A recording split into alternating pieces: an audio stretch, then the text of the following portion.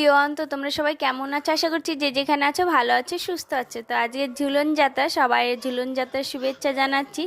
আর আজকে আমরা বাড়িতে একটু ছোট্ট করে ঝুলন যাত্রা করব।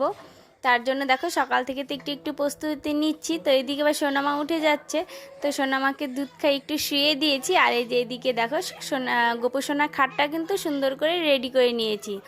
তো ভাবছিলাম যে কোথায় করব তা বারান্দাতে যে দড়ি বেঁধে তার সেট করে নিয়েছি। তো এই সোনামা কিন্তু এখন শুয়ে আছে, আর আমি এদিকে ফুলের মালা গেঁথে নিচ্ছি, কারণ তাড়াতাড়ি করতে হবে। আবার ও উঠে যাবে, উঠে গেলে তো আবার এইদিকে কাজ বন্ধ থাকবে, এই জন্য তাড়াতাড়ি করে নিচ্ছি। আর দেখো ওইদিকে কিন্তু মামনি সব আয়োজন করছে, মানে লুচি টুচি বানাচ্ছে। মামনি ওই দিকের দায়িত্বে রয়েছে, আর আমি এই দিকের দায়িত্ব। তো আমার দায়িত্ব এইগুলো করছি আবার সোনামার কাছে যাচ্ছি, আবার এসে করছি, আর মামনি তো করছে। তো মামনি ওইদিকে ফল টল সব কেটে রেডি করে রেখেছে, আর আমি এই যে তাড়াতাড়ি করে খাটটা রেডি করে নিচ্ছি। তো পরে দেখবি আমাদের ঠাকুর যখন আমরা বসিয়েছি কেটে আর খাটটা নিচে নেমে গেছে, এরকম দোলনা টাইপের হয়নি, কারণ ওপরের দড়িটা নিচে নেমে গেছে। শক্ত একটা কিছুর সাথে বাঁধলে এরকম হতো না।